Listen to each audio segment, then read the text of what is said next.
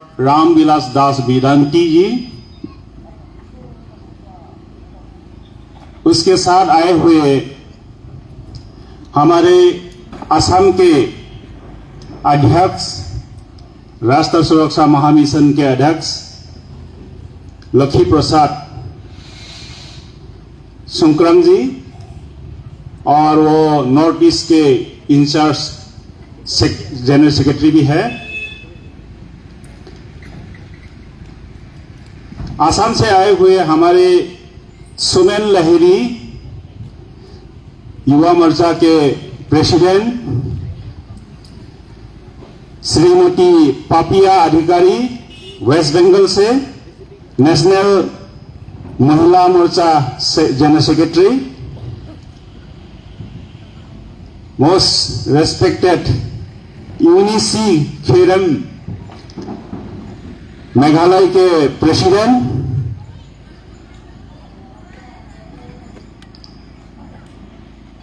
माननीय Shatrughan Singh, national general secretary organisation UP से, mister Osbert Rinja Meghalaya से है और नेशनल सेक्रेटरी भी है, और उसके साथ में मैडम रिंजा, और हमारे चांगलांग डिस्ट्रिक्ट के डिस्ट्रिक्ट अध्यक्ष इनाउदू जी, और नेशनल सेक्रेटरी हमारे जजानोंग सिंह जी, उसके साथ हमारे यहाँ पे हृदय संगमा जी है और बोनोकांति है, और विभिन्न गांव से आए हुए सभी हमारे राष्ट्रीय सुरक्षा महामिशन भारत के सदस्यगण, और आज इस सभा में आप सब एकत्रित हुए हैं, इसके लिए मैं आप सबको तहे दिल से स्वागत करता हूं और धन्यवाद देता हूं। ये राष्ट्रीय सुरक्षा महामिशन मुझे हाल ही में स्टेट के प्रेसिडेंट बनाए हमारे नेशनल प्रेसिडेंट डॉक्टर रामविलास दास वेदांती जी ने हमको ये कार्यभार संभालने के लिए दिया। उसके लिए मैं उसको बहुत धन्यवाद देता हूं, और मैं कोशिश करूंगा कि जितना हो सके मैं करने के लिए मैं कोशिश करूंगा। धन्यवाद। और ये मेन उद्देश्य जो है हम लोग का, ये राष्ट्रीय सुरक्षा महामिशन, फिर से हम लोग मोदी जी को प्रधानमंत्री बनाएंगे, ये हम लोग का उद्देश्य है। तो ये बीजेपी से अलग नहीं है। अब वोट हमारे बीजेपी वाले ये सोचते हैं ये राष्ट्रीय सुरक्षा महामिशन अलग से एक तो पार्टी है, तो इसमें जाना माना है, ये मीटिंग में पार्टिसिपेट नहीं करना है, ऐसा सुनने को मिला है। ऐसा नहीं है, ये बीजेपी को ही बढ़ावा देने के लिए एक संगठन है, ये रजिस्टर्ड सोसाइटी है, और आने वाला काल में भी मोदी के बाद भी ये जारी रहेंगे। और ये हम गांव देहात में जितना भी है, जो जिसको हमारे देश के बारे में, हमारे लीडर के बारे में जो मालूम नहीं होता है, इन लोग को जानकारी देने के लिए ये राष्ट्रीय सुरक्षा महामिशन भारत का मेन उद्देश्य है। अभी मोदी को क्यों हम प्राइम मिनिस्टर या प्रधानमंत्री हम फिर से बनाना है? देखिए, हमारे देश में बहुत प्रधानमंत्री हो चुके हैं, लेकिन आज मोदी जी होने के बाद में हम लोग को बहुत चीज का चेंजेस मिला है, बहुत चीजों का हम लोग विकास देखा है, डेवलपमेंट देखा है। इसलिए फिर से 2024 चुनाव में उनको फिर से हम लोग प्राइम मिनिस्टर बनाएंगे, क्योंकि आज हम जितना भी गरीब जनता है, गांव से आए हुए जितना भी गरीब जनता है, फ्लैगशिप प्रोग्राम के मुताबिक हमें सब कुछ मिला है। एक तो आप कोई बीमार हो गया, आपके पास पैसा नहीं है, तो मेडिकल जाने के लिए वो सुविधा भी बनाया है, वो है आयुष्मान भारत। आप इसको, जिसने भी उसको रजिस्टर नहीं किया है उसको रजिस्टर कर लीजिए। कल क्या होगा किसको पता, आपको भी बीमार हो सकता है, आपको भी प्रॉब्लम हो सकता है। तो मेडिकल के लिए आयुष्मान भारत प्राइम मिनिस्टर ने दिया है और उसमें 5 लाख रुपया जो भी आपका क्रिटिकल जो बीमार होता है उसके लिए दिया जाए। दूसरी बात, हमारे महिलाओं के लिए बहुत सी फ्लैगशिप प्रोग्राम बनाया है। इसमें आज का दिन में रेशन कार्ड महिलाओं को दिया है। आज के दिन में उज्ज्वला योजना जो है महिला के नाम में दिया है। और जितना भी महिलाओं को इंपॉर्टेंस दिया गया है, क्योंकि महिला हम लोग का सबका घर में महिला बहुत इंपॉर्टेंट है। मां है, बहन है, उसके बिना घर चलता नहीं है। तो फर्स्ट प्रेफरेंस हम महिलाओं को देना चाहिए।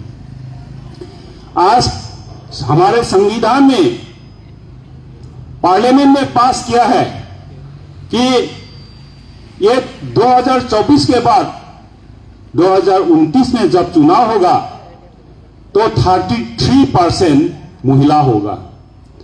हमारे अरुणाचल में 60 सीट है, उसमें से 20 तो महिलाओं के लिए रिजर्व रहेंगे। वो रोटेशन बेसिस में होगा। ये डायमंड बोर्डुमसा में भी सिर्फ मत ही एमएलए होगा, ऐसा मत सोचिए। अगला जब 2029 में क्या पता, ये महिला ही यहां में एक तो एमएलए हमारा होंगे। तो इसलिए ये भी प्रावधान जो है हमारे प्राइम मिनिस्टर ने दिए हैं, तो ये एक बहुत अच्छा कदम है। अगर यहां में कोई मुस्लिम है तो मुस्लिम के लिए भी, महिला के लिए 3 तलाक जो है मोदी जी ने दिया है। क्योंकि मुस्लिम लेडी सबको बहुत टॉर्चर किया गया है।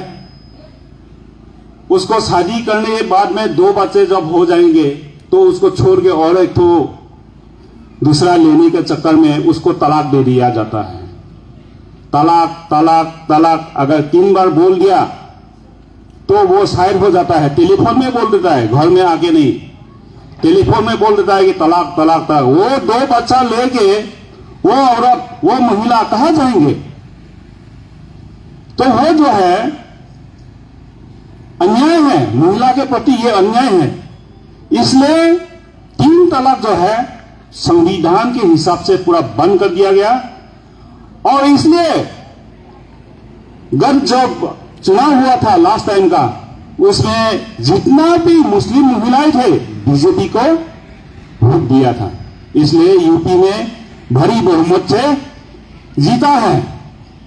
क्योंकि ऐसे सुनने को मिलता है मुस्लिम बीजेपी को वोट नहीं देता है, लेकिन मुस्लिम महिला जितना भी है हमें वोट दिया गया है।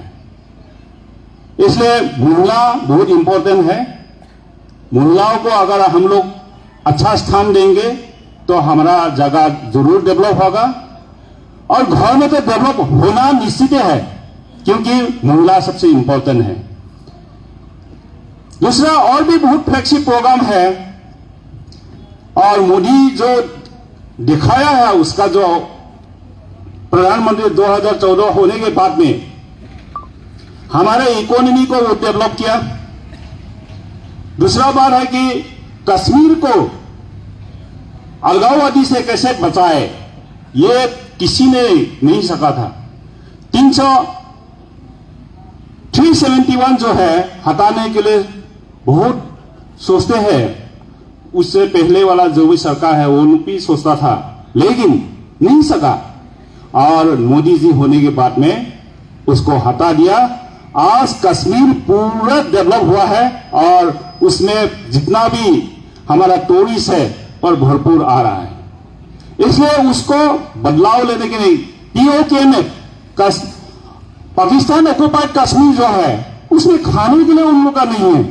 अभी उन लोग सोचता है कि ये भी भारत को दे और हम भी भारत में शामिल हो जाएंगे, ऐसा उन लोग सोचता है। इसलिए ये बदलाव है। और हमारे स्पेशली नॉर्थ ईस्ट में पहले तो लुक ईस्ट पॉलिसी था। चलो पूर्वांचल में देखे क्या हो रहा है। लुक ईस्ट मोदी जी ने बोला है 2014 में आने के बाद में एक्ट ईस्ट, उसमें देखना नहीं है, करना है। आने के साथ साथ में हमारा बोगीबिल दलंग जो है, हम लोग नाव से ईटानगर जाने के लिए पार हुआ करता था। मैं कार्यकर्ता के हिसाब से हमेशा 2,500 रुपया जाने का, 2,500 रुपया आने का, और कभी कभी तो नाव बंद होने के बाद में 5,000 तक भी हम लोग देता था। लेकिन आज हम 2 मिनट में हम लोग बोगीबिल दलंग में पार हो जाता है। वो किस लिए हुआ है? मोदी जी के कारण। और भूपेन हजारिका सेतु सदिया जो ब्रिज है, सबसे लॉन्गेस्ट ब्रिज है, उसको भी विथिन नो टाइम बना दिया। आज हमें यहां से जाने के लिए नमसाई से अगर आपको पासीघाट जाना है, कोई टेंशन नहीं है, आप 2 घंटे में पहुंच जाएंगे। पहले हम लोग दिन भर में भी नहीं पहुंचता था। तेजू जाने के लिए बहुत सोचना पड़ता था। आज तो शाम को 5 बजे जाके 8 बजे फिर वापस बातचीत करके वापस आ सकता है, इसमें कोई प्रॉब्लम नहीं। ये किस लिए हुआ है? क्योंकि ये मोदी जी का कमाल है। और बहुत सी हम लोग का ट्रांस अरुणाचल हाईवे जो है, अरुणाचल विदाउट पासिंग आसाम, आज हम अरुणाचल तवांग तक हम जा सकते हैं। और भी हम लोग का जो है बॉर्डर जो है रास्ता अभी सैंक्शन हुआ है और भी बनेंगे। कनेक्टिविटी में हमारे एयरपोर्ट अभी हाल ही में हम लोग का होलोंगी जो है एयरपोर्ट जो इनॉग्रेशन हुआ, वो बहुत दिनों से वो बनाने के लिए कोशिश किया। लैंड कंपेंसेशन नहीं हुआ, ये नहीं हुआ, वो नहीं हुआ, लेकिन उसको विथिन नो टाइम बना दिया। ये हमारे चीफ मिनिस्टर पेमा खांडू जी को भी धन्यवाद देना है और मोदी जी को भी धन्यवाद देना है, क्योंकि उन दोनों के बिना ये नहीं होता है। एडवांस लैंडिंग ग्राउंड तेजू में हो गया। हम लोग को उड़ान स्कीम से बहुत कम पैसे में हम लोग गुवाहाटी जा सकता है, हम कलकत्ता जा सकता है। तो ये स्कीम पे हम लोग को दिया है, क्योंकि हमारे यहाँ में एयरप्लेन से ट्रेवल करने वाला हम लोग गरीब वाले नहीं कर सकता है। इसलिए इसको बहुत कम 200-2000 में हम लोग को जाने के लिए हो जाता है। तो ये बहुत सुविधा बना दिया है। पासीघाट में हुआ है, जीरो में हुआ है। तो ये सब जो है हम लोग के बारे में बहुत सोचते हैं। नागालैंड में कभी ट्रेन नहीं पहुंचता था, आज ट्रेन पहुंच रहा है। मणिपुर में पहुंच रहा है, मिजोरम में पहुंच रहा है। हमारा परशुराम कुंड में अभी बन रहा है, अभी शुरू होने वाला है। तो परशुराम कुंड जाने के लिए कोई हेडेक से नहीं है, उसमें ट्रेन होंगे। इसलिए हर तरफ से मोदी जी ने हमें बहुत दिया है।